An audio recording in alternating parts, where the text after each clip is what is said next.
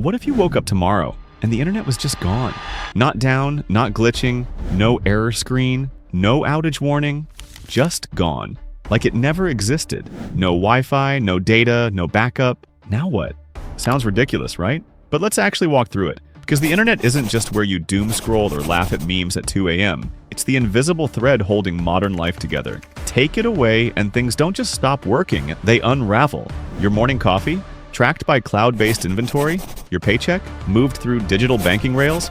Your entire social life? Poof, gone. Replaced by awkward eye contact and actual small talk. In this video, we're pulling the plug, literally, and tracing the fallout from your phone all the way up to governments, global trade, and the weird new world that rises from the ashes. By the end, you'll realize we weren't just using the internet, we were depending on it for everything. Let's start small. With you wake up, the sun's out, you check your phone, but nothing's loading. No Instagram, no news, no notifications. Weird, but maybe the Wi-Fi's just out. So you restart your router, then your phone, then your soul a little. Still nothing. All right, time to do the walk of shame to the modem. Except, your smart home assistant isn't responding. Your smart fridge won't close. And your smart thermostat just flashes an angry face emoji. Something's wrong. You go outside, and that's when you see it. People, outside, standing in their yards, looking confused. One guy's waving his phone around like it's a divining rod. Someone shouts, "My blender keeps asking me for a firmware update." No one knows anything, because no one can Google anything.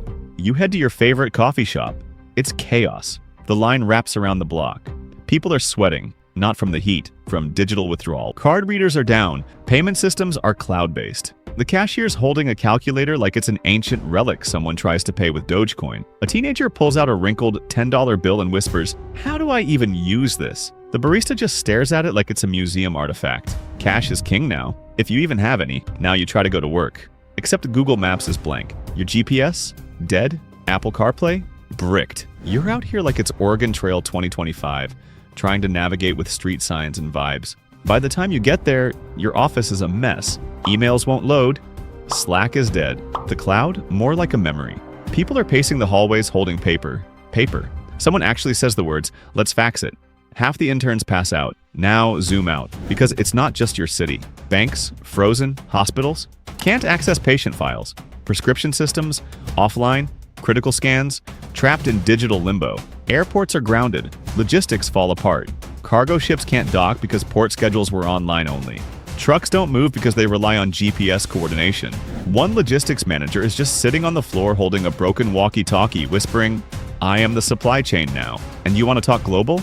Stock markets close. ATMs stop working. International communication collapses. Embassies are sending letters via couriers again. Spy agencies are like, are we seriously back to carrier pigeons? Even farming gets hit. Modern tractors, irrigation systems, and supply ordering all rely on the net. So now a farmer with a $400,000 smart harvester is manually pulling weeds with a shovel. Meanwhile, back in suburbia, people try to stay calm, but it gets weird fast. Social media vanishes.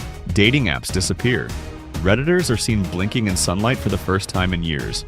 Influencers gather at the town square like lost celebrities. They keep pointing at empty spaces saying, "Smash that like button," and no one knows why. One guy tries to hold a TED Talk using sock puppets. He calls it the algorithm of the self. And yet, through all this digital doom, something unexpected starts to happen. People start talking in real life. Like, actually talking. Neighbors you've lived next to for 5 years suddenly introduce themselves. Someone hosts a backyard concert with a guitar and a kazoo. Kids invent games with sticks, string, and pure imagination. They call it Stabble. It becomes an international sport overnight. Without the constant buzz of notifications and feeds, some people feel better, less anxious, less distracted, more human. They start sleeping better, eating better, living slower. It's not all good. There are real problems, but in between the panic and adaptation, there are flickers of something kind of beautiful. But now comes the most fascinating part. What do we do next? Because humans are scrappy little creatures. We adapt, we rebuild, we meme our way through the apocalypse. Let's explore how different groups respond. 1. Cities go primal. Urban areas descend into controlled chaos. Pop-up markets form. Cash-only bulletin boards make a comeback. Street performers become news sources. Someone draws a fake Wi-Fi symbol in chalk on the sidewalk. Half the block shows up in hope. It becomes a weekly support group. 2. Schools reinvent themselves. Teachers go back to chalkboards. Textbooks are scavenged like rare artifacts. Students are actually learning cursive. Somewhere, an old English teacher weeps with joy. There's a class that gets taught entirely using hand puppets. They learn more in a week than they did all semester on Zoom. 3. The rise of the offliners. A whole generation of kids grows up never knowing what a stream was unless it had fish in it. They learn how to write letters, cook from scratch, talk without emojis, and when asked what an influencer was, they say, "Was that a type of wizard?" 4. Rebuilding begins. Governments try to get systems back up. Mesh networks form in cities using old radio towers. Emergency print newspapers come back. Some countries build intranets, tiny internets with local info only. A black market emerges, not for drugs or weapons, but for USB drives full of Wikipedia. 5. And then the philosophers arrive. People start questioning everything. Why did we rely so heavily on something we didn't fully understand? Why did we trade convenience for dependency?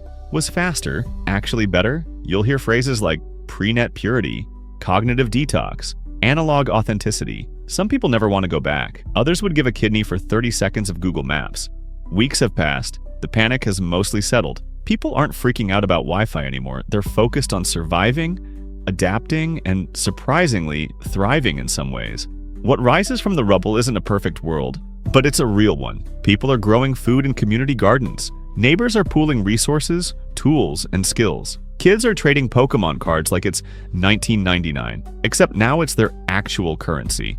Tech companies, stripped of their platforms, start offering printed instruction manuals and build your own gadget kits. One guy becomes a legend for creating an entire offline version of Wikipedia using a solar-powered Raspberry Pi. He rides from town to town, sharing knowledge like a traveling librarian. Someone else writes and hand illustrates a graphic novel explaining quantum physics, using only Sharpies and metaphors involving ducks. It becomes a local bestseller. At the flea market, without the noise of 24/7 scrolling, people start listening again. Not to notifications, to each other. And weirdly, things slow down. There's a new rhythm. People are more present. Conversations feel deeper. Meals aren't interrupted by scrolling. Events aren't performed for an audience. They're just lived. For the first time in decades, the world isn't always on. It's human-paced. So what would actually happen if the internet disappeared overnight? At first, total meltdown. Payment stop, hospital stall, planes don't fly, influencers cry into dead ring lights. But after the dust settles, we adapt, because that's what humans do. We invent, we rebuild, we rediscover life without filters, followers, and FOMO.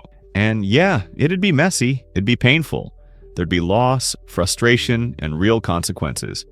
But there'd also be clarity, because without the endless feed, we'd be forced to look up and around, and maybe even within. The internet gave us everything, but maybe it also took something away. Attention, presence, time. So maybe the better question isn't, what if the internet disappeared, but rather, what parts of your life wouldn't survive without it? And which ones might finally come back?